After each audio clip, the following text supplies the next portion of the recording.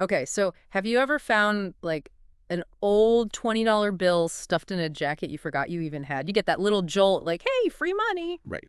Well, imagine that, but way bigger. We're talking about unclaimed assets, those financial whatchamacallits, just sitting there waiting for someone to remember they exist.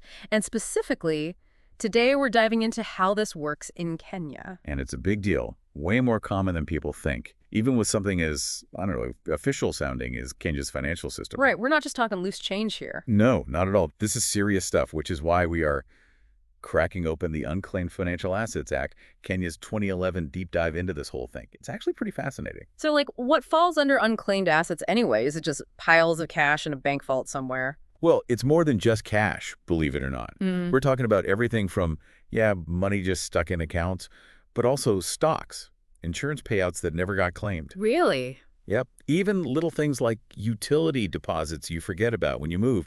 It really runs the gamut. Basically, any financial thing left untouched, no one claiming it for a certain amount of time, boom, unclaimed asset. Okay, but how long are we talking here? Is there like a financial statute of limitations or something? When does money officially become lost and forgotten? That's where it gets interesting. The Act lays out specific timelines for different types of assets.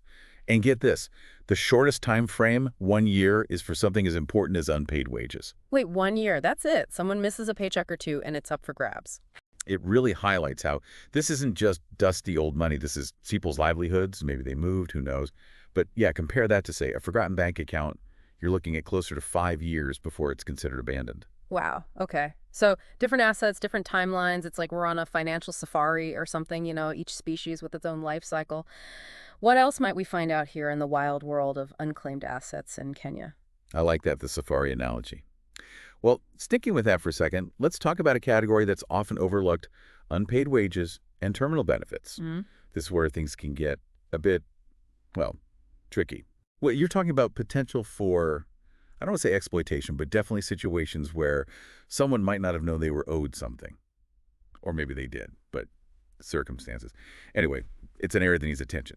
Then there's the whole demutualization of insurance companies thing. Bit of a mouthful, but trust me, it's fascinating. Oh, yeah, that's one of those things where you're like, I should probably know what that means. Exactly. So imagine for a second you're part of a co-op, right? A member-owned grocery store. And then one day, bam, it goes public, big supermarket chain now. You, as a member, might suddenly have shares. Because you were part of the original? Exactly. Demutualization is kind of like that, but with insurance companies. They go from member-owned to publicly traded, and suddenly folks might have a slice of this financial pie they didn't even know existed. Oh, wow. So you could be sitting on a gold mine and not even realize it. What else is out there on this safari of ours? Well, we can't forget about the classic safe deposit boxes. The Act actually talks about what to do with the stuff inside if no one's claimed it after a certain point. And we're not just talking old family photos here, although those are important too. We're talking potentially valuable things, historical artifacts even. Wow, so you really never know what you might find. Okay, so say someone's listening to this and thinking, wait a minute, my great Aunt Mildred, she lived in Kenya. Maybe she had one of those forgotten accounts. Who do they call? Ghostbusters. Not quite, but I like the way you think.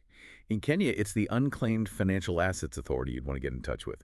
They're like the keepers of the lost treasures, making sure everything ends up in the right hands, or at least trying to. So they're not just sitting on a giant pile of cash like Scrooge McDuck. No, not at all. They have a duty to actively try and find the rightful owners.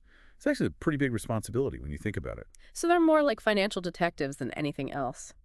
But are there any loopholes in all of this? I mean, the Act sounds pretty thorough, but is there anything it might have missed? Well, you've hit on a crucial point. The Act mandates reasonable efforts to find the owner. But what exactly does reasonable mean in this context? That can be open to interpretation, and it's something that could definitely cause some debate. Good point. And what about international claimants? Let's say someone living outside of Kenya thinks they might have a claim. Does the Act address that at all? Another excellent question.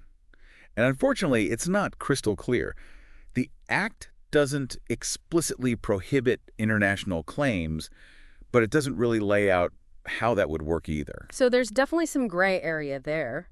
Now, before we go too far down that rabbit hole, You mentioned earlier something about a database of unclaimed assets. That almost sounds too good to be true, like some sort of treasure map. Oh, it's true. There really is a database, public even. It lists out the assets, the names of the owners, or who they think the owners are at least. It's all laid out in the act. Pretty cool, right? So I could be like scrolling through this database while I'm having my morning coffee and bam, there's my name next to a fortune I forgot I was owed. Talk about a digital treasure hunt. Well, not quite. It's not like everything's just out there in the open. They do protect people's privacy, you know?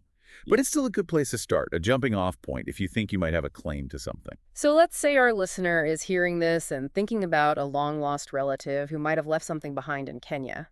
What's step one? Do they book a flight, channel their inner Indiana Jones? Haha, not quite. It's a little less glamorous than that, unfortunately. More about paperwork than whips and fedoras. First things first, you got to gather your evidence, so to speak. Evidence? Like what kind of evidence are we talking about here? Well, think birth certificates, death certificates, if we're talking about an inheritance situation, anything that proves you're related to the person you think owned the assets. And of course, any financial records you can dig up, old bank statements, that kind of thing. Sounds like it could be a whole other deep dive just digging through old family records. And sometimes it definitely can be. But let's say you've got your paperwork all lined up. What then? That's when you file a formal claim with the Unclaimed Financial Assets Authority. Ah, okay, so this is where it gets real. Officially official. Exactly. And this is important. The Act sets deadlines for making these claims. So you can't just sit on this forever. There's a time limit. Suddenly that Kenyan vacation doesn't sound so relaxing anymore. Okay, but in all seriousness, how complicated is this process? Are we talking wading through a bureaucratic jungle here? It's not as bad as it sounds. The authority tries to make it straightforward. They've got information on their website, and they're usually pretty good about walking people through it. Okay, phew. That's good to Yeah. hear. So it's less lost in the jungle and more like, I don't know, a guided safari tour. But I gotta ask, in your experience, what are some of the, I don't know, the craziest, most unexpected cases of unclaimed assets you've come across? Oh man, there are some good ones. One that sticks out is this safe deposit box, right? Hadn't been touched in decades. And inside, a whole collection of rare stamps. Turns out they were worth a small fortune. The owner had passed away. No one in the family even knew about this little treasure trove. See, this is why I love this topic. It's like every dusty old file cabinet has a potential adventure inside. Speaking of, earlier we were talking about how the authority can sell off certain things, like those safe deposit boxes. What does that look like? Are they holding auctions every other week? Well, they are allowed to liquidate some assets, but it's not like they're just out there trying to make a quick buck. The Act lays out a process for this, and they don't take it lightly.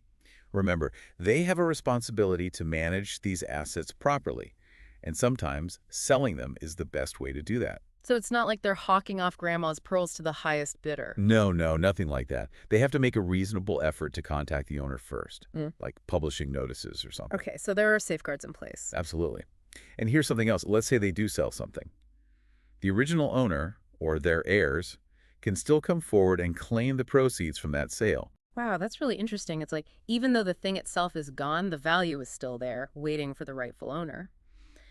So this has been fascinating, but it brings up a kind of obvious question. We've been talking about all this in terms of returning money to the people it belongs to, but what if no one ever comes forward? What happens to all that unclaimed money then? That's a question with a surprisingly interesting answer. And it speaks to how different Kenya's approach is compared to other countries even. Well, spill the beans. What happens to all that unclaimed cash? Does the government just hit the jackpot? You'd think so, right? I mean, in a lot of places, that's exactly what happens. Unclaimed for long enough, government gets a windfall. But not in Kenya. Get out! So it's not just a matter of time before it ends up in the government's pocket. Nope, not at all. The Kenyan Act, it's very specific about this. Unclaimed assets. They don't become the government's property. No, sir. Instead, they go toward, well, it's all laid out in the Act, what they can be used for. Okay, now I'm really curious. What are we talking about here? So a big chunk of this money, it gets put into this special fund. They call it the Unclaimed Assets Trust Fund. Makes sense, right? Right, kitschy.